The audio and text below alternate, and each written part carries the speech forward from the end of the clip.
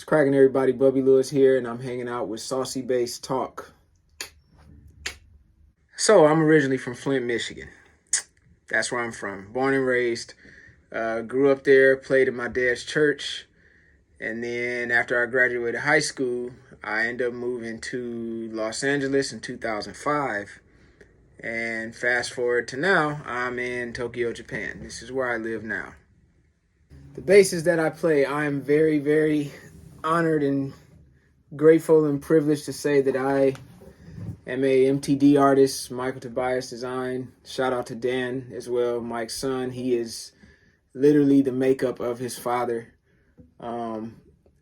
This is one of those dream basses. I've dreamed about having a really dope bass when I was younger, and I had heard of MTD a little bit, but I had heard more of Tobias back then when I started playing in 2001. And it was kind of like the fabled Excalibur type of bass. You know what I'm saying? Because we definitely didn't have anything like that where I come from. Like, you had to go to Detroit to see like any nice basses. We didn't have nothing in Flint. But anyway, yeah, met Mike Tobias at my first NAMM show, 2003.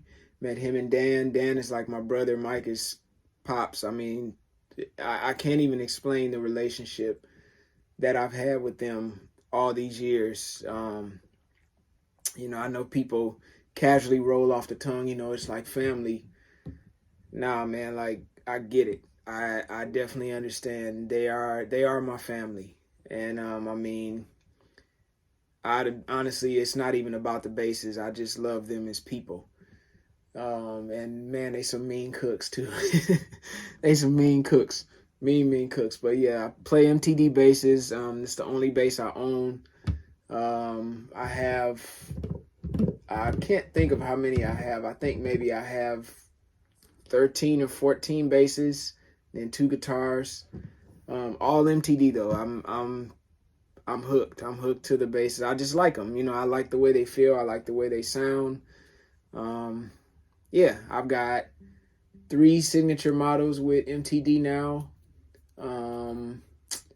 Very honored to have that too, because coming from where I come from, that wasn't even like a thing to, I gotta get a signature bass or signature strings and stuff like that. So I'm honored that Mike and Dan would even ask me would I mind doing that. I'll never forget the day. And I literally was somewhere on the road, and I remember crying in my hotel because I was just like, man, I'm just a country boy from farmland type of junk. But anyway, yeah, shout out to MTD for life.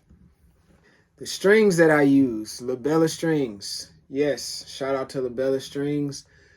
I've been playing Labella now since 2005, I believe. I honestly, I use every string that they make for bass. I even use whatever strings they make for guitar. I'm not even a guitar player, but I got 2 guitars. But anything they make for bass, upright, anything, I use everything. I don't necessarily have a preference, I have to have this kind. But what I will say is majority of my strings are the nylon tape. Majority of my strings are nylon taped. If you can see that, these are the Boba Fett limited editions. These joints are killing. They feel good, really light, loose. They're great. I love it. I like the tone of them. I like the tone of them. I like the feel of them for the way I play and the things that I like to play. I like what I get from them. So shout out to the Bella. Yeah.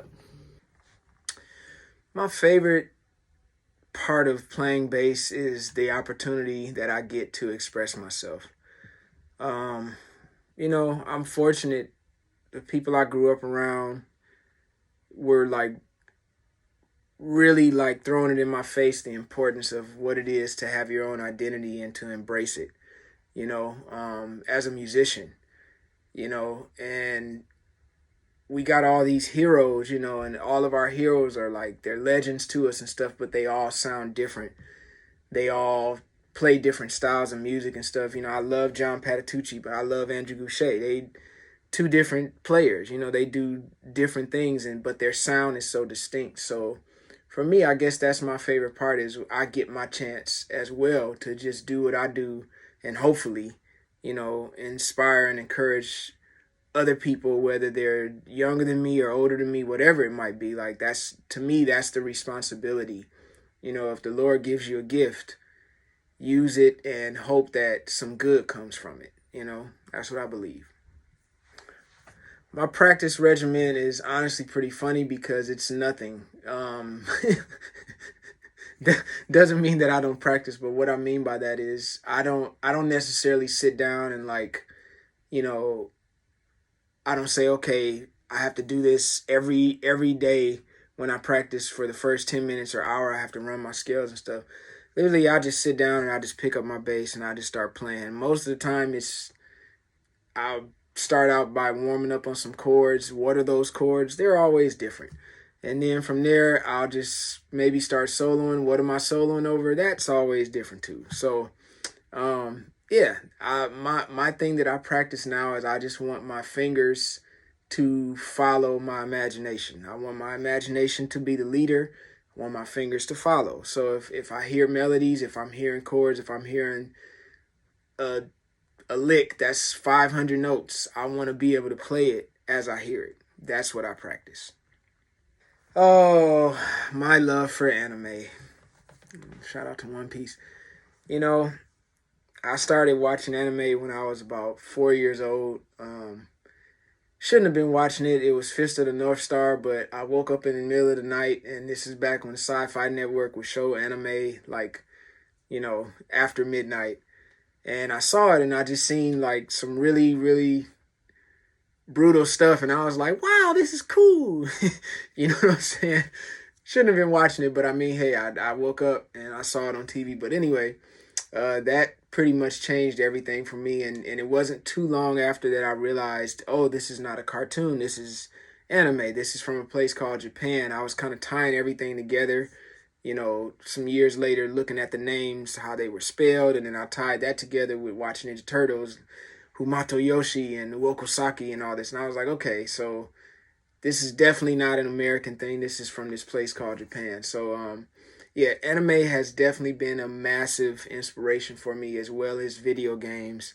That's honestly my passion. Like, I've been fortunate to play with a lot of different artists, but my dream for many years was to like make video game music and make anime music. Like, it was just, I don't know. That's just, you know, people have their things that they really want to do, and for me, that's the thing. So I'm in Japan.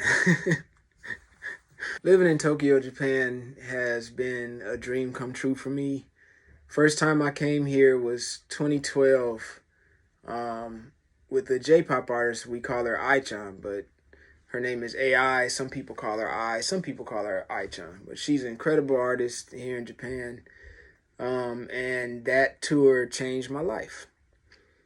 Uh, every other artist that I was working with prior to her basically was gonna come to Japan, but the show got canceled for some reason. So, like all my career before I met her, I was like, man, I want to go to Japan. Like I've been wanting to go here my whole life, and then finally, when it happened, it changed my life. It changed my wife's life, and you know, from there, like these thoughts of maybe one day I could stay here for a couple of months, or you know, maybe one day I could even live here. Like all of that was triggered from that moment. And you fast forward to now and I'm here. So yeah, you never know how things are gonna work out. Lord works in mysterious ways. That's what I believe. It's true. My advice that I would give all bass players, people, not even just bass players, just people, is do the best you can to be kind to everyone and be respectful of everyone, and don't get caught up in competition. Don't get caught up in like the hustle and bustle of trying to get ahead so much where you end up doing harmful things to other people. You know, this industry, it can be crazy, but you know, there are some people that can do some good in it. So my thing is just choose the good path, man. You know, find your own voice, find your own sound, like do whatever you got to do necessary to get your own thing that you enjoy doing.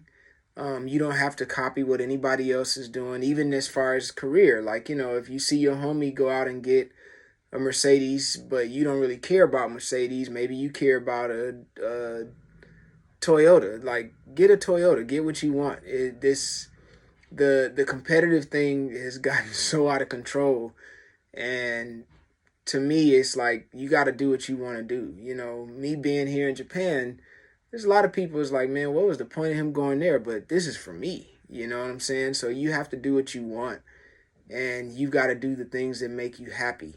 Don't bother with, you know, like just following trends and stuff like that. Like, you don't have to do that. That'll be my advice. You don't have to take it, obviously, but that's my advice to bass players. Is just I know it's gonna sound like Disney, but follow your heart, man. Follow your heart. All right.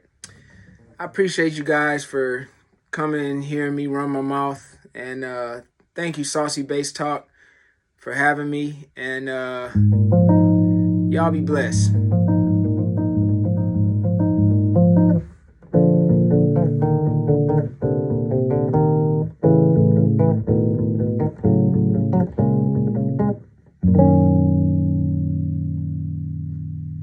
Y'all have a good day, all right? It's like Mr. Rogers or something like that. All right, y'all. Peace.